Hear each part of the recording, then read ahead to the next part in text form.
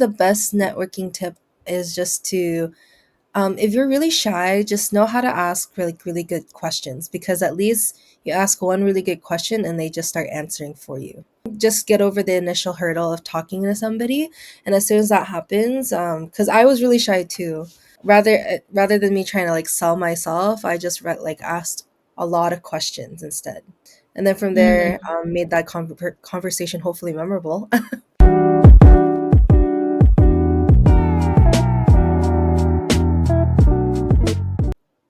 Hi, my name is Shani. I'm the host for this podcast, and today I'm here with Marielle. Marielle was a student at BCIT and she studied civil engineering. Hi, Marielle. Hi, How are you? I'm doing good. How about you? I'm good. All right. So, for my first question, I thought I would ask you an easy one. What was it like living or studying in a place that has a bit of a colder climate? Because we all know that Canada's a bit colder. Well, I'm not used to the cold. I'm come from a very tropical country, so um and also when it's cold here, it's also really dark here. So I wasn't used to Mm. the cold or like the lack of sunlight. So yeah, it kind of affected me quite a bit in my first year. But after adjusting for a while, it got better. I still don't like the cold though. Yeah, no, I know totally. It does get pretty cold out here in Vancouver and just in Canada in general. I feel like it's just a colder climate. But then when the spring and summer hits, it gets a little bit nicer. That's nice. Yeah.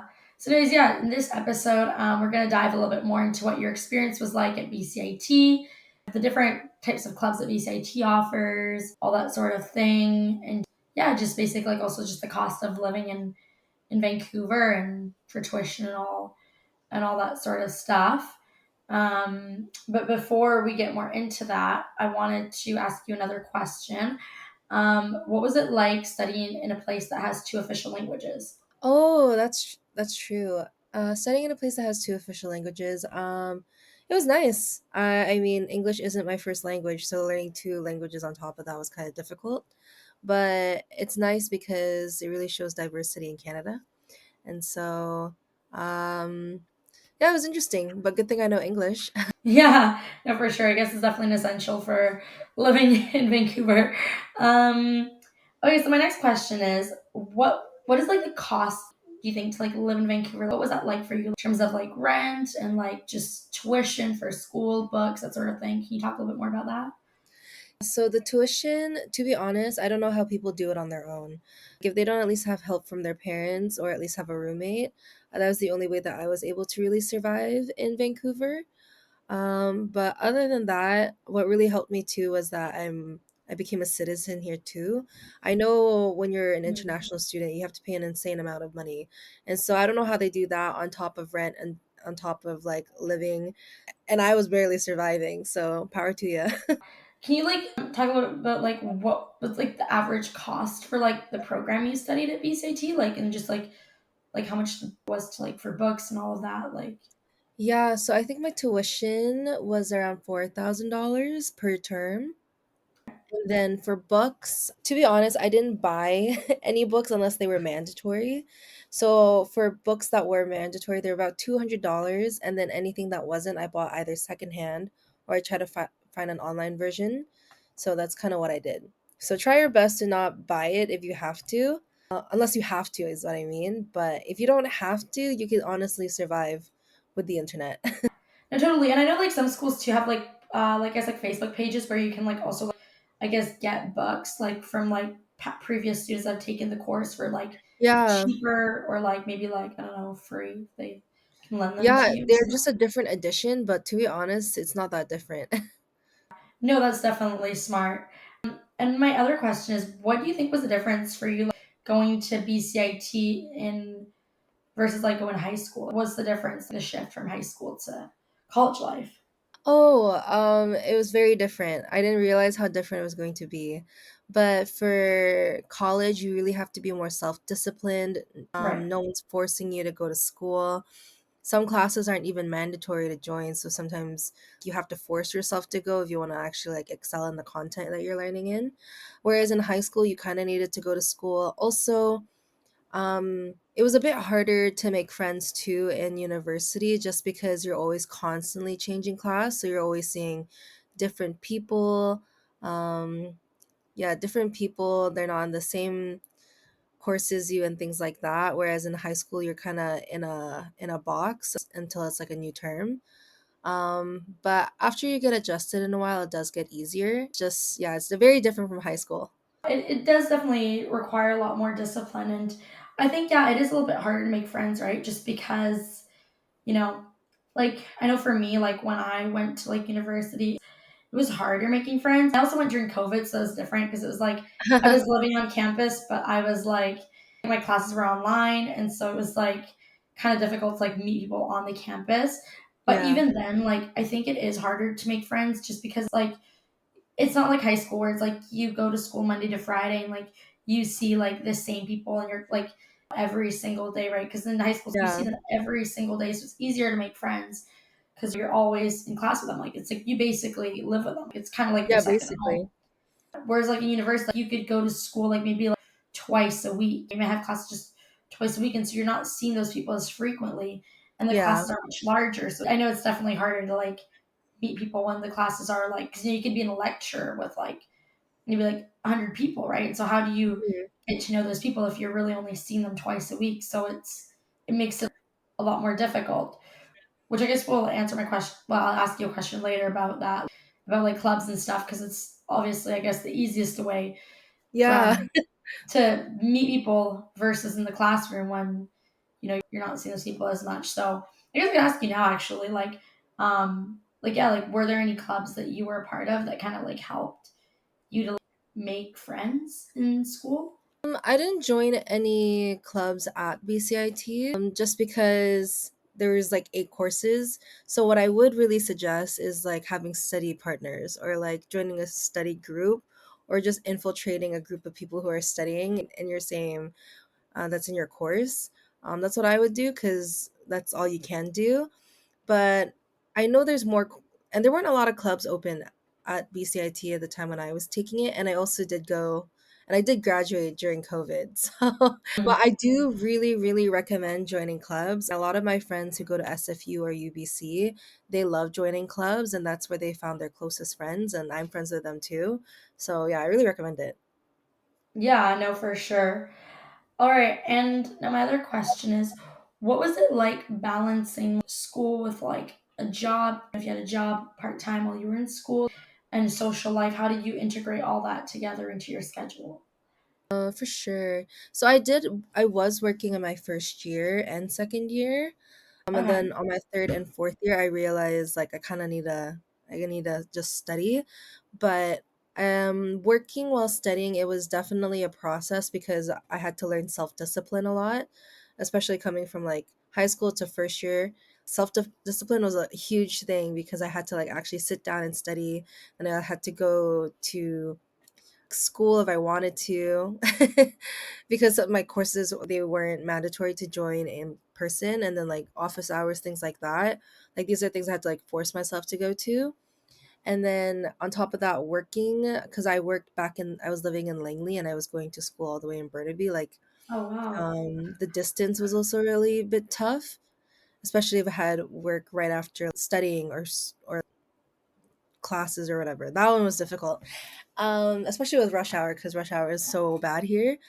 And then in terms of a social life, my social life was school. But that's where I gained my friends, so it wasn't difficult. And what kind of job like would you recommend for like a student that's looking for like a part time job? To be honest, I think just anything that has flexible hours. So if you want to work retail, go ahead. If you want to work in fast food, go ahead. As long as it's like flexible hours and you can take some time off. Like I wouldn't recommend a 9 to 5 unless you're doing that right No. now, then power to you again. I don't know how you're doing it. Gives me Yeah. tips. What kind of job did you do while you were in school? I worked at a shoe company. Nice. And that gave you like a little bit of flexibility with your school and your. It did, and it was great because I got to get discounts on shoes too. So as a student, you kind of need the discounts. No, that's awesome. That's definitely the best. All right. And now my other question is, what did you find when you arrived to Canada? Right, you said you're from a different country. So what was it like when you arrived to Canada with like the culture here? Did you find Canadians to be polite? 'Cause, there's that stereotypical that Canadians are polite. Did you find that, or what was that like for you? Oh yeah, like Canadians are really polite. I would say that, but I would also say because it was harder to make friends here in Canada too because it's so busy, Mm, and just because people are polite doesn't mean like they're very open sometimes. So that's what I would yeah. say. But I would say I found most of my friends at school. So that was Most great. yeah, right. So would you recommend most people if they're like looking to make friends, maybe they're not from here, how would you recommend like to make friends other than like clubs? Or Oh like yeah. just I mean, I guess because I'm also Christian, I also found a lot of my friends from church. So I guess like just finding similar things with someone, that's how you can really find your friends. so So like if you basically like like volleyball, I joined like a volleyball drop in or basketball, just join a drop in. I know like some people find friends through that. Yeah, like just doing something that you like and then like meeting people through that too. right, so meeting people like through like clubs with like similar interests basically. Yeah. Yeah. No, yeah, that's definitely a good point. And what was like the weather like for you? I guess because you were from a hotter country, like you said. So what was like kind of like coming to like how did you adjust to the climate here? I'm still adjusting. Like, but I also come from I'm coming from the Philippines and it's really humid there, but here it's so dry. So like, it's so different. My skin constantly feels like it's flaking and it's hard to breathe. But to be honest, you just kind of have to make do. I used to love going outdoors a lot, but I found that ever since I moved here, I love being indoors more. Oh, really? Because of the cold? Yeah, it's cold and then also it's like in the Philippines it's wet too, but here it's a different kind of wet. It's like a gross wet. And Oh, then okay. it's like not consistent rain. Like it's just it like rains at certain hours of the day, so I never know how to dress. So what would you recommend? What kind of like gear do you think? Like, what would you recommend for like people that are coming to Canada or Vancouver that are not from here? What kind of like gear should they wear if they're going in Um, like I day to would day? say breathable and water resistant. That's what I would say. Breathable, water resistant. That makes sense. I think though in the summer here it gets better. Like in the spring and the summer, I think it doesn't get like as rainy. I think here like the rainy seasons, it's more in the fall and winter, I would say. But I think like other than that, it's pretty nice.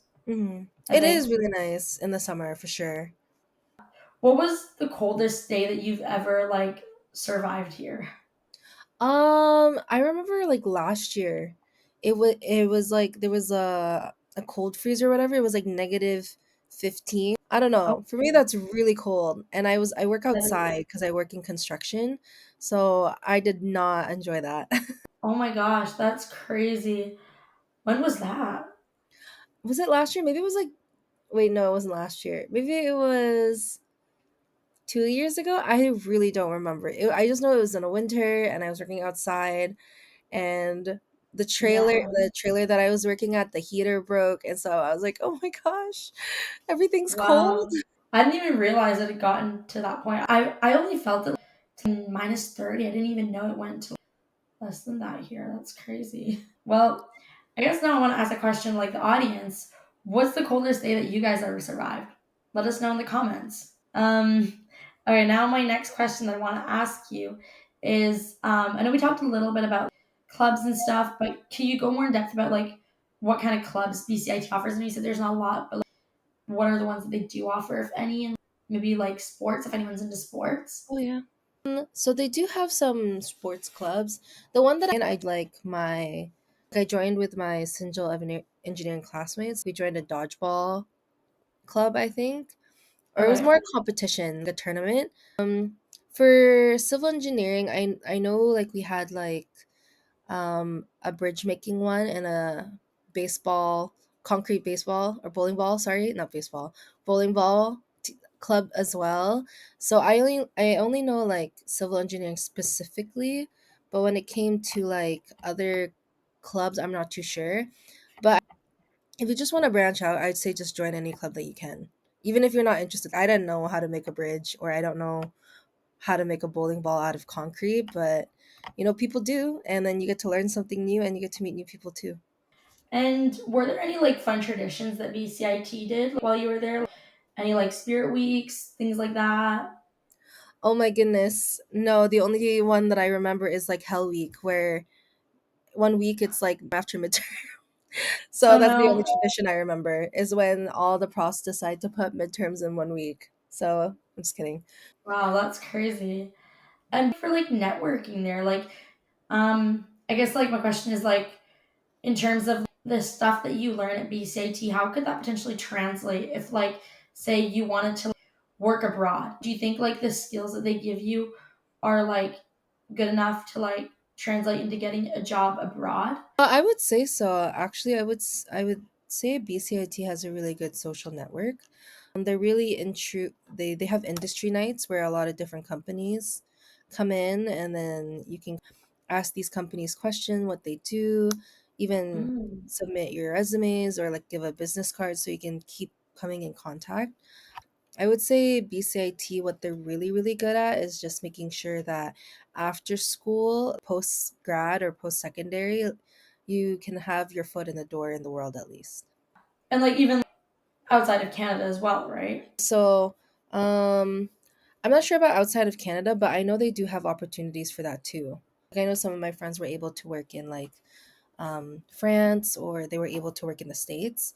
And then some companies too, from outside of Canada also like to visit BCIT, and you just kind of have to, yeah, ask and approach them and just kind of put your name out there. And do you have like any good, I guess, tips for maybe people that are a bit shy and don't know how to network and like any good like networking tips for people that are shy? I think the best networking tip is just to, if you're really shy, just know how to ask really good questions, because at least you ask one really good question and they just start answering for you. So that's like kind of the best way is just like asking, kind of like asking questions, putting yourself out there. Yeah, so I think just get over the initial hurdle of talking to somebody, and as soon as that happens, because I was really shy too, but rather than me trying to like sell myself, I just like asked a lot of questions instead, and then from Mm. there, made that conversation hopefully memorable.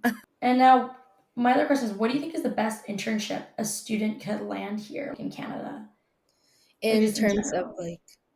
like what kind of field maybe, or Yeah, like what do you think is like a really good internship that a student could land here? I would say, at least for like Canada and Vancouver especially, there's a lot of construction jobs. So, or anything within like the trades like that, like electrical or structural. I would say that's probably the best internship you can get, because they're always in demand for it. And it gives you like so many, I feel like life skills too, because I know a lot of people that do construction as well, and I feel like it really gives you like so many life skills just in general. It's like even if it's not like in the field that I guess you studied, it will help you so much in like life just to like know how to do things. Yeah. Because it also like puts you in a good routine of like waking up early and getting used to like doing different things in different climates, like because you're also outside, right? And so I definitely do see how like construction could be like super beneficial. And I feel like there are so many like internships and stuff for like trades and stuff like that because they're always like I feel like looking for people in trades. Mhm. So yeah, that's definitely good. What do you think was the hardest part of adjusting to a Canadian student life versus like in the Philippines? I think what the hardest part was, it was just basically just starting over. So like you had to relearn how to talk to people, had to relearn how to make friends, had to learn a new language, had to learn what the society is like in Canada. I would say that was probably the hardest thing. It was like you're basically a newborn baby stepping into a different world. So yeah, I think that was the hardest part. Okay. Yeah, for sure. And do you ever feel homesick? And like if you do, how do you like kind of navigate through that? Oh yeah, I do. I miss my family back at home. But thank goodness for the internet. So I FaceTime them a lot. Um, I send them pictures. I show them what like winter is like here. So like things like that. Yeah, that's nice. And then my other question is, what do you think is one skill that every student that's studying here needs for the future? I think one skill that's really good is definitely like the soft skills, because Mm. you can gain any of like the hard skills, like I don't know, computers or like I don't know, software things, but soft skills like communication or organization, discipline, things like that. If you have that, then you'll be successful anywhere. And also like time management too, right? Like Oh yeah, I agree. knowing how to manage your time, because especially when you're in school, like because you can definitely get like so overwhelmed with like homework and like wanting to have a social life and like job, but if you don't know how to juggle all of that, then it's gonna Hmm. be really hard to succeed. I And just like agree. life in general, I think. Mhm. No, totally. And then what's the biggest academic pressure that you felt when you were studying here? I think the biggest academic pressure, it wouldn't be academic, it was more like external. My parents really wanted to make sure that I was Mm. doing well academically, especially because like they traveled all this way so that I can get a good job through my studies. I would say that was the biggest pressure that I had. Um, but academically wise, I think it was just the amount of coursework. Mm. Because we were taking 8 courses per term in BCIT, I would say that was the Wow. biggest academic pressure. It was just having to do 8 classes and excel in all of them. So I learned, for me at least, I couldn't excel in all of them, but do good at what you can do good in, and then things that take time, just put a little more time in. How long were the terms there? It was like typical, like 3 to 4 months. Wow, and you're taking 8 courses in 3 to 4 months. That's crazy. How many classes did you have like in a week? uh, like 4 or 5. Oh, so you were like going to school like every day, basically, like Monday to Yeah, Friday. basically. But of course, like some classes aren't mandatory, under the other classes are mandatory. So, for example, if a class wasn't mandatory, but I was already doing well in it, I'd probably study something else, if I'm going to be completely honest. And how did you juggle like basically like having that much coursework with like your part-time job that you had? I just had to say goodbye for now to like my social life. And only even in the weekends too, I really had to dedicate that time to school as well. And you never felt like you were like burning out or anything? Like I did. So once in a while, like I did need like a time just to be on my own or like be with some friends.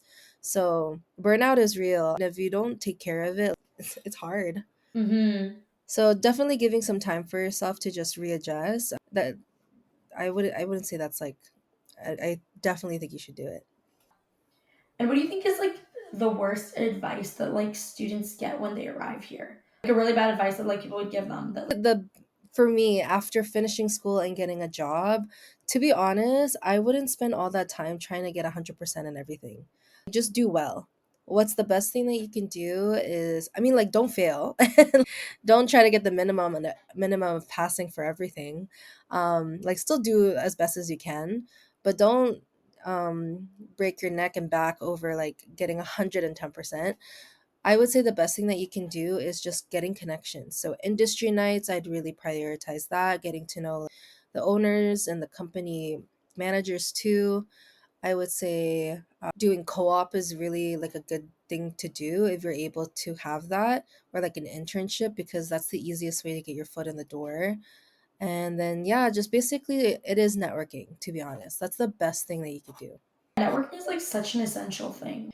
Some people think like, oh, it's not that important, or oh, I don't really like it, but it really is a little bit important because if you don't network, then it's really about who you know as well, not just like what you know. Mhm. Unfortunately, is what I found to be like the case in a lot of cases. So yeah, I know networking is definitely important. Now my other question was, how did you celebrate your first time seeing snow here? How did I celebrate? Oh, I just made a snow angel. Oh, nice, that's cute. And I didn't realize how cold it was. I was like wearing shorts. Was it a bit of like a shock to you to like see snow for the first time, or what was it like? Yeah, so I mean, when I first saw snow, I was just driving home and I was just like playing with the air. And then I went to bed and then I woke up and then there was like a pile of snow on the ground. I think that to me was like so surreal.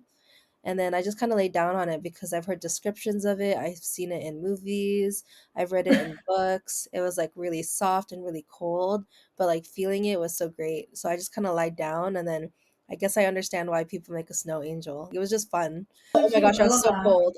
And what do you think is the best, cheapest hangout spot for students? Like, just Oh, I would say the beach. the beach. Yes, the beach is free, and I love the beach. Hmm. Definitely the summertime. But Hmm. like, do you have anything for like maybe like any suggestions for like fall or winter? Because the beach is more When just it's warm. cold, to be honest, I like just going to the mall and just going to for example, Brentwood Mall was the best because it has great study spots and it's big too. Or just going to a Okay. cafe and having one person pay for the whole table. And what do you think maybe is like one of the cheapest maybe coffee shops that you'd recommend for like students? Honestly, any like I usually go to like bubble boba stores or bubble tea stores. So like I like to go to Yes. Gongcha, Coco. Well, they don't have tables anymore, but Gongcha. I'm trying to remember. Also, too, I studied a lot in campus the most. So that was probably Mm. the best free spots, but once in a while, best to study outside of campus too. So like going to like a bubble tea shop or going to there's a lot of cafes here in Canada. Yeah, like I think Gancha is definitely good. I don't know if it's the most economical, but I do love Gancha. No, Would it's not that recommend cheap. would recommend for bubble tea. Honestly, Gancha is a good spot for bubble tea. Well, anyways, it was so lovely having you on this podcast, Marielle. It was really nice hearing about your experience here and kind of like, just, yeah, like your experience in Canada and your experience at BCIT. Yeah, basically just recap what we talked about a little bit. So yeah, we did talk a little bit about networking and just different like things that like BCIT has to offer. We also touched a little bit upon weather and like just yeah, obviously if you're gonna live here, just make sure that you are wearing like breathable material, that you're kind of always ready for the rain because we do live in a more wetter climate, I guess, for most of the year. Yeah, and then also just like some coffee shops and spots like that for cheap hangout spots. And yeah, so thank you so much for talking about that. Yeah, and in our next episode, my next guest is going to be from UBC, and basically she's going to talk a little bit about her experience of what was it like studying there. So yeah, but yeah, thank you so much, Marielle, for being here, and I'll see you guys all in the next episode. Bye.